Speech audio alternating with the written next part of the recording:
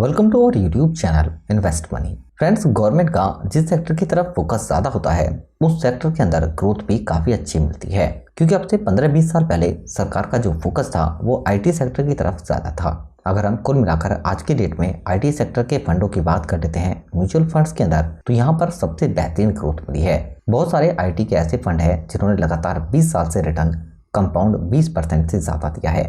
लेकिन दोस्तों, इस वक्त सरकार का जो फोकस है वो इंफ्रा सेक्टर के अंदर और एनर्जी सेक्टर के अंदर ज़्यादा है, क्योंकि दोस्तों आने वाले टाइम में भी इस सेक्टर के अंदर आपको एक अच्छी ग्रोथ जरूर मिलने वाली है। जैसे जैसे नए हाईवेज बन रहे हैं, एयरपोर्ट बन रहे हैं, या फिर अगर हम एनर्जी के नए नए सोर्स की बात करें, जैसे आप देख रहे हैं सोलर की बात हो, या फिर और बहुत सारे एनर्जी के सोर्स हैं जिस पर सरकार फोकस कर रही है। इससे हमें ये पता चलता है कि इन सेक्टरों के अंदर आने वाले टाइम में आपको अच्छी ग्रोथ मिल सकती है। तो अगर आप म्यूचुअल फंड्स में निवेश करने का प्लान बना रहे हैं तो आप ऐसे सेक्टरों में भी निवेश कर सकते हैं जहां पर सरकार का ज़्यादा फोकस है, जिससे आपको जो प्रॉफिट है वो काफ़ी अच्छा मिल सकता है। तो यहाँ पर हम आपके लिए म्यूचुअल फंड्स में एक ऐसा फंड लेकर आए हैं जो रिसोर्सेज एंड एनर्जी फंड है। यहाँ पर सरकार का फोकस भी है और इस फंड के अंदर जो कंपनीज हैं वो बेहतरीन कंपनी शामिल है, जिनके अंदर आपको आने वाले टाइम में काफ़ी अच्छी ग्रोथ मिल सकती है। तो म्यूचुअल फंड्स में अगर आप चाहते हैं कि आपको लमसम पैसे निवेश करने हों और उससे आप एक बड़ा फंड बनाना चाहते हैं, तो दोस्तों आप इस फंड के अंदर भी निवेश के बारे में सोच सकते हैं। म्यूचुअल फंड्स में पिछले 10-12 साल के अंदर काफ़ी ज़बरदस्त ग्रोथ देखने के लिए मिली है। बहुत सारे फंड ऐसे हैं म्यूचुअल फंड्स के अंदर जिन्होंने 25-26% भी रिटर्न दिया है।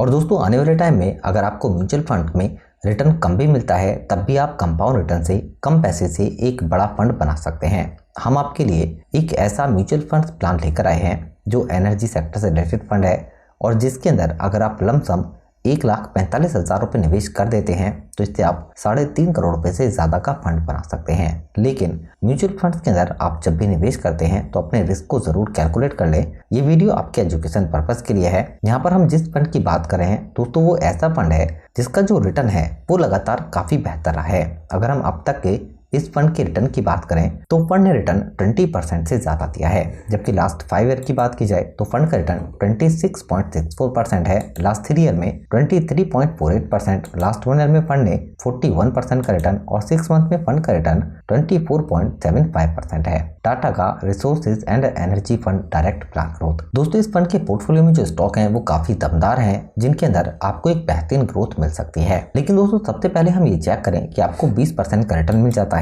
1,45,000 रुपये आप निवेश करते हैं सिर्फ 7 साल के लिए, तो दोस्तों यहाँ से आप लगभग 5,19,000 रुपये का फंड बना सकते हैं और 3,74,000 का इसमें रिटर्न होगा 1,45,000 का निवेश करके। लेकिन अगर आप 14 साल तक इस 1,45,000 रुपये को निवेश करते हैं तो इस पैसे से आप 18,61,000 रुपये का फंड बना सकते हैं और 17,16,000 का इसमें रिटर्न होगा। लेकिन 21 साल तक अगर आप इस 1,45,000 रुपये को निवेश करके भूल जाते हैं तो इससे आप 66,70,000 रुपये का फंड बनाएंगे और 65,25,000 का इसमें रिटर्न होगा। लेकिन दोस्तों 30 साल में अगर हम इस 1,45,000 रुपये की बात करें तो इसकी फाइनल वैल्यू आपको 3,44,00,000 रुपये यानी लगभग 3.5 करोड़ रुपए तक मिल सकती है और 3,42,00,000 रुपए का इसमें रिटर्न होगा। जबकि दोस्तों अगर हम इस फंड में बात करें पोर्टफोलियो की, यानी कौन से स्टॉकों में पैसे को निवेश किया गया है, तो यहाँ पर कुल मिलाकर जो स्टॉक हैं पोर्टफोलियो में वो 35 हैं जिनमें पैसे को निवेश किया गया है। टॉप होल्डिंग की बात करें तो इसमें NTPC, UltraTech cement, Reliance industry, Ambuja cement,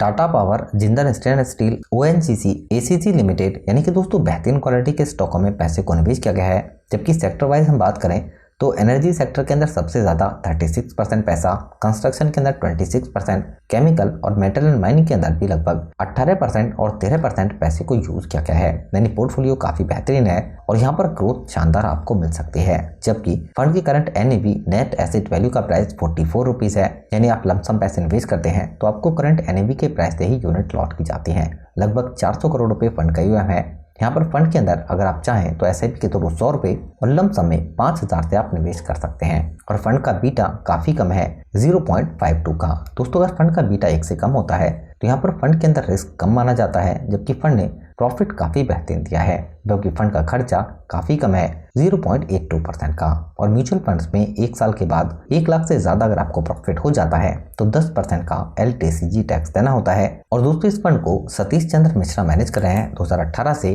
Tata AMC के पास 1.5 लाख करोड़ रुपए से ज्यादा का यूएम है। लगभग एसेट के हिसाब से रैंक इंडिया में 14 नंबर पर और फंड हाउस काफी पुराना भी है। तो दोस्तों म्यूचुअल फंड्स के अंदर अगर आप सेक्टर वाइज म्यूचुअल फंड्स में निवेश करते हैं तो यहाँ पर उस सेक्टर के अंदर ग्रोथ अच्छी रहती है, तो यहाँ पर आपको इसका फायदा काफी बेहतरीन मिल जाता है।